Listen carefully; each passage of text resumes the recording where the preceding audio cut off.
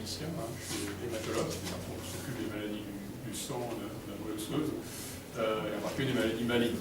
Ce qui nous intéresse plus particulièrement, ce sont les leucémies aiguës. Et les leucémies aiguës sont des maladies qui sont un peu particulières parmi les cancers, puisqu'on les traite relativement facilement. Alors facilement, c'est une façon de parler, c'est pas très facile, les patients ne trouvent pas ça forcément très facile, mais en tout cas, on arrive à mettre en rémission complète, donc un état apparent de guérison par le premier traitement, chez l'adulte d'environ 2/3 des cas, 3/4 des cas. Donc, le problème, c'est que ces patients rechutent massivement dans l'année, les 2 ans qui suivent le traitement, et au bout du compte, il vous reste à peu près 20 à 30% maximum de ce qu'on appelle les longs survivants, donc des patients qui sont probablement guéris de leur leucémie. Donc le gros problème de ces maladies, et c'est vrai d'autres cancers, c'est pas aussi le cancer du sein, d'autres types de cancers, eh bien ces patients gardent une petite population de cellules cancéreuses résiduelles, de cellules résiduelles, qui va induire un jour une rechute, sans qu'on sache trop exactement quand, et pour laquelle actuellement on n'a pas de moyen finalement d'éliminer cette population.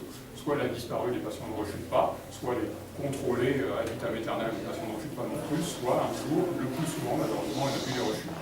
Donc pour vous donner un ordre d'idée, à plus de 60 ans, la moitié des leucémies aiguës surviennent après 60 ans, et après 60 ans, quasiment ça ne guérit jamais, les patients rechutent pas. Une meilleure émission de rechute. Alors, pour essayer d'améliorer les choses, il faut s'attaquer à ces populations de cellules en petite quantité qui sont présentes dans l'organisme. Et donc, la première chose, c'est de comprendre pourquoi elles persistent, pourquoi elles ne sont pas éliminées par le traitement, pourquoi elles ne sont pas éliminées par l'individu, et pourquoi elles restent comme ça dormantes pendant plusieurs mois, voire plusieurs années, voire parfois plusieurs dizaines d'années. J'ai eu un patient qui a rechuté de sa leucémie aiguë 16 ans après le diagnostic de leucémie, qui était parfaitement bien, il avait appris le travail, etc. Et il a rechuté de façon très tardive. Alors pour ça, il faut créer des modèles expérimentaux pour essayer de recréer cet équilibre entre le patient et puis la population de cellules leucémiques.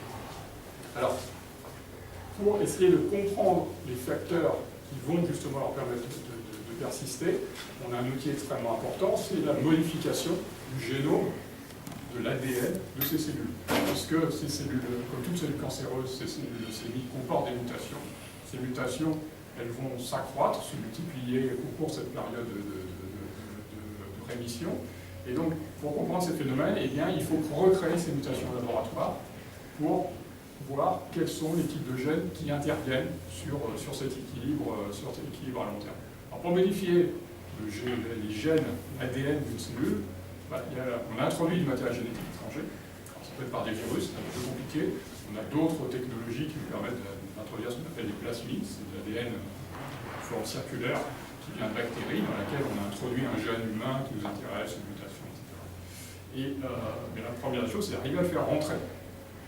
Alors, pour le faire rentrer, parce qu'une cellule, ça n'absorbe pas l'ADN comme ça tout seul, eh bien, il y a différentes technologies qui ont été développées ces dernières années.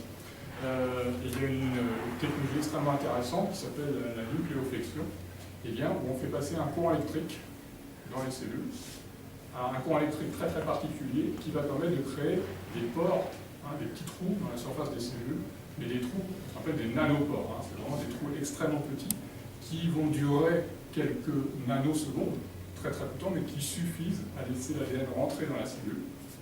Et puis après, ce pore va se fermer, et le matériel génétique va pouvoir pénétrer l'intérieur de la cellule, et puis modifier le code génétique de la cellule dans le sens expérimental qui vous intéresse.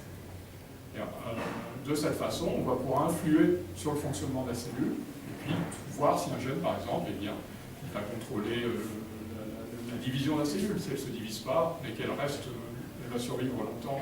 C'est une des explications pour laquelle ces cellules doivent persister longtemps, ou par exemple, cette cellule va résister aux chimiothérapies, par exemple, parce qu'on a introduit ou modifié un gène ou l'autre. Alors, ce type d'appareil permet de le faire, et l'ADN, c'est un appareil de dernière génération, eh bien, permet de le faire surtout en évitant de détruire les cellules. Parce que les premières générations, c'est une technologie qui existe depuis une quinzaine d'années environ, mais les premières, en fait, on faisait passer un gros courant électrique, et puis on détruisait 90% des cellules étudiées.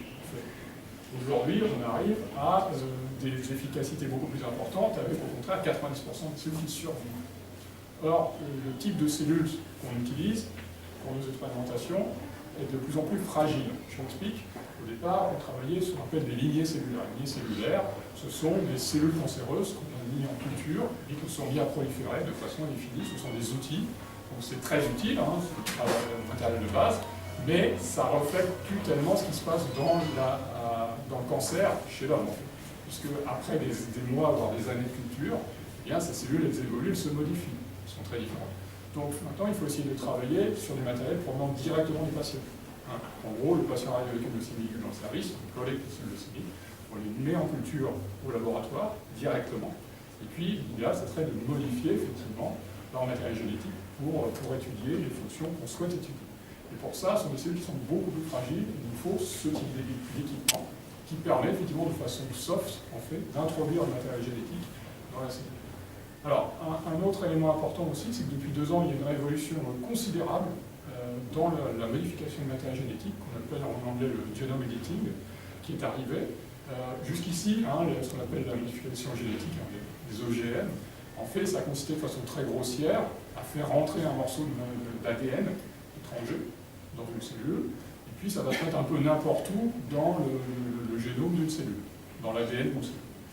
Ça, c'est ce qu'on fait depuis longtemps, la modification génétique. Et puis, depuis 2 ans, sont apparues de nouvelles technologies qui permettent de façon extrêmement précise de cibler des régions particulières de notre génome, et que l'on peut aller les modifier, rajouter du matériel génétique, enlever de l'information génétique, modifier à plusieurs endroits de façon tout à fait spécifique. Donc ça, c'est quelque chose d'absolument révolutionnaire. Hein, c'est la deuxième révolution après le décodage du génome humain, et bien maintenant, c'est cette modification à façon du génome.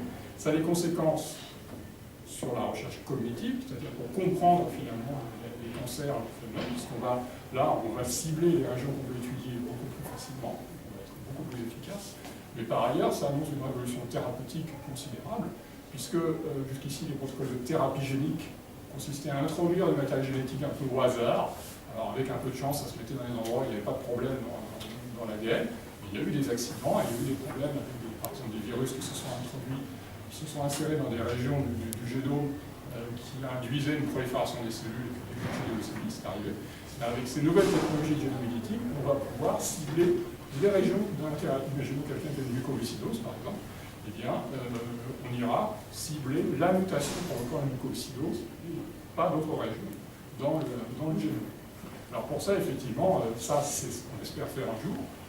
Bien entendu, il faut pouvoir modéliser ces technologies, et pour ça, il nous faut des équipements qui nous permettent d'introduire de façon effectivement très, très ciblée et régulière le matériel génétique dans les cellules. Voilà, donc c'était en quelques mots un petit peu ce qu'on souhaite faire.